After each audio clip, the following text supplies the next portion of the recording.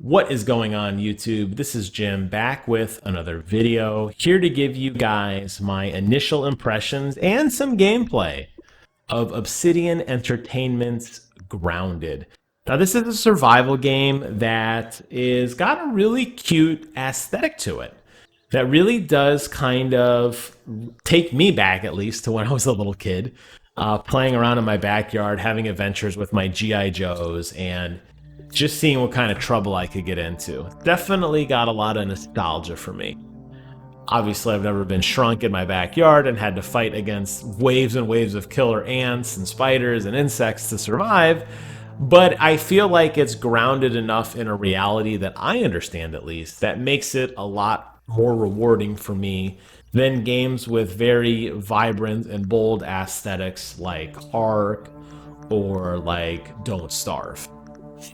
This is a survival game, and it's going to be required for you to go out and gather things, bring them back to your base, build up a basic camp, provide for yourself, and then go out and explore and continue to do that as you slowly tech up and learn new recipes and get stronger and better so you can inevitably escape. Now, unlike other games of this genre, there is no PvE element that I have seen yet.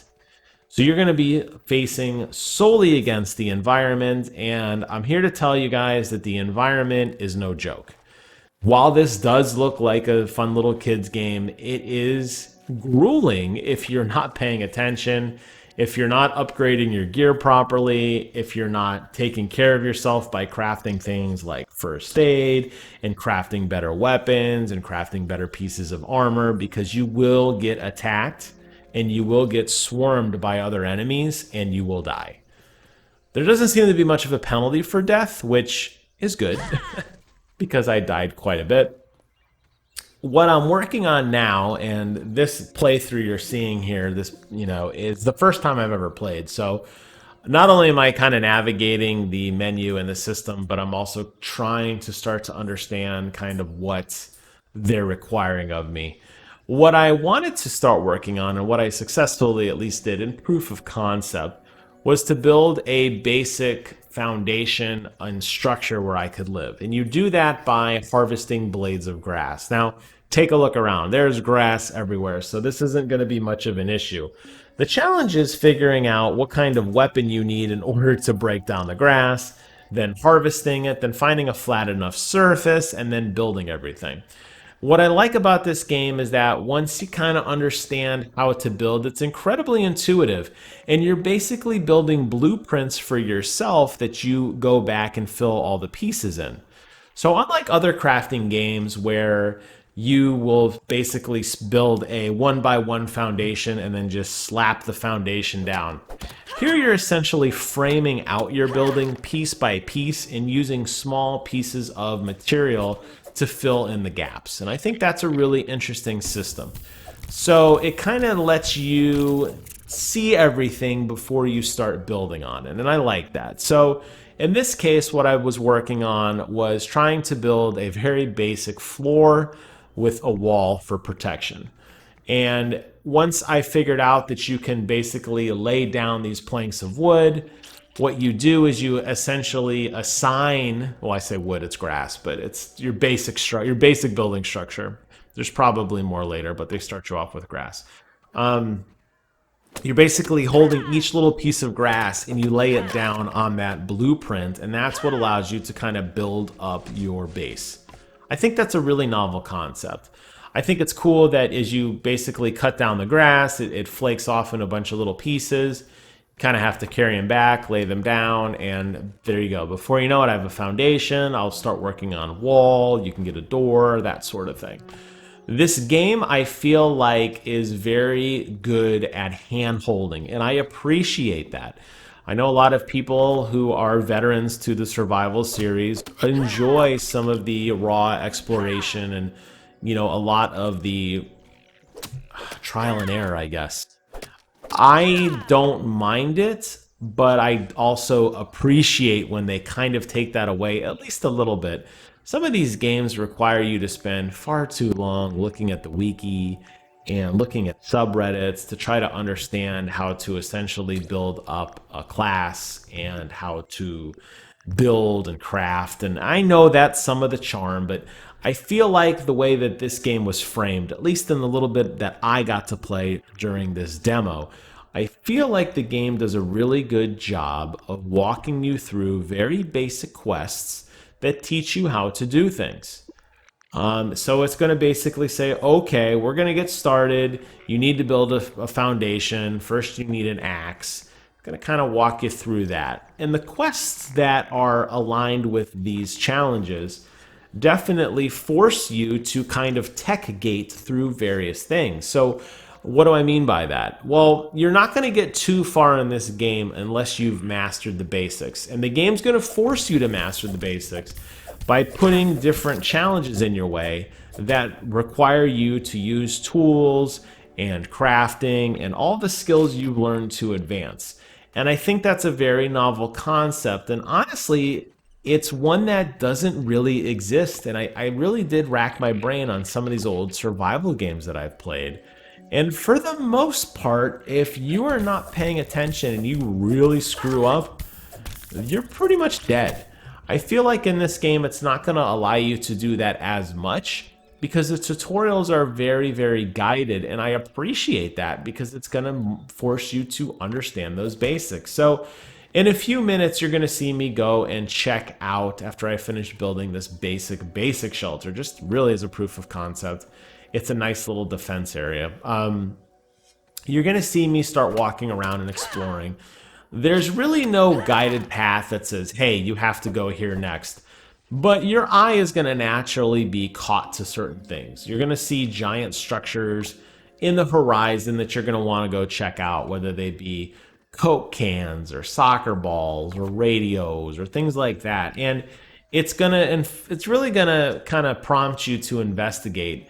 And you're not going to be able to proceed until you create the proper tools to kind of advance that little narrative. So early on, I find an old radio laying around on the ground, and it takes me a couple minutes. It's a basic puzzle, but it was a good puzzle because it forces me to understand the tools that I need in order to complete the job. And you find this little basic radio that's just laying on the ground, and I walk over to it, and I'm trying to figure out how to activate it. I'm pressing buttons, and it's not making, nothing's working.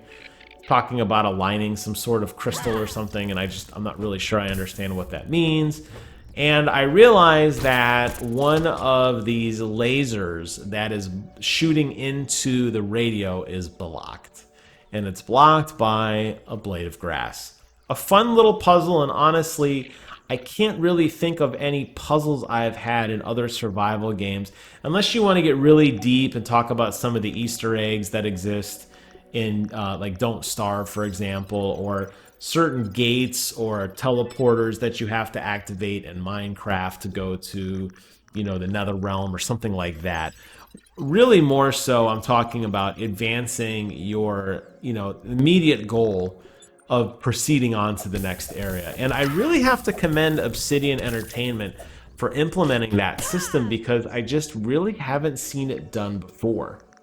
And I like that. I think that was smart. I think that's a good move. And I hope that maybe, not to say that this is going to be like baby's first survival game, but it's going to allow people to paint much more of a single player narrative than really existed before. You think of a game like Ark, you drop in, it makes no sense. You have no idea what you're supposed to be doing. And there's really no clear directive of like, hey, this is what you need to do. They do try to sprinkle lore in here and there, but you could totally spend hours and weeks on that game and never even make any progress in the quote unquote story. As we're in a game like this, in just a brief amount of time, I was able to understand, oh, this is going to lead me to something. So here you could see I found this old little radio antenna thing. I'm actually crawling around inside on all the resistors and capacitors. It's no denying the aesthetics are beautiful in this game. There's some ladybugs over there, giant mushrooms, giant leaves. And when I walk over to this thing, I realize that the radio isn't working. I walk over and I press the button. I'm trying to activate. I don't even know what it does, but I feel like, well, let's try this, and see what happens. And I realized I have to craft a hand tool. I already had it to block a piece of grass. And that was the first step. But then I realized that the radio didn't have enough charge to it. So then I start walking the radio back. I find a deep, dark cave with mites chewing on the wire. What do I need to advance into the cave? I need a torch. So I need to go get a torch, and I need to get a spear. So it kind of walks you through that process, and I really did like it. I wish the demo was a little bit longer. I mean, now that I know what I'm doing, I think I could go back and probably blow through much more content in this initial 30 minutes. I just didn't want to have to start over from scratch. Not that I had a huge empire built, but I feel like maybe a little bit more time would have been nice, but that's okay. I'll say this in closing as I kind of wrap up this video and just give you guys, some general final thoughts on these types of games. They're not for everyone, and I know that. I know that every game definitely, a game like this definitely has a distinct crowd to it. But I feel like, with this implementation of a story, or at least kind of a little bit of a hand-holding through learning these mysteries, I feel like it's going to give people some basic direction. And I like that there's a puzzle element that has kind of been rolled into this. And it's a little more clear early on. I assume later on there's probably a lot more challenges to do. I have no idea the replayability on this game. I have I don't know, it's going to be one of those collectathons, I guess. Who's going to have the best base at the end? Who's going to have the biggest this, whatever. That's what a lot of these games devolve into. But it's fun to just explore the universe and throw your spear like an idiot. It's fun to explore the universe and walk around. Here's where I'm going to wrap up the video, and I just want to say that I'm a big fan of this. I'm going to be definitely picking it up day one. I hope it comes to Game Pass for PC. If not, I don't know how the Xbox One will handle it. It looks okay, but I want it to run well.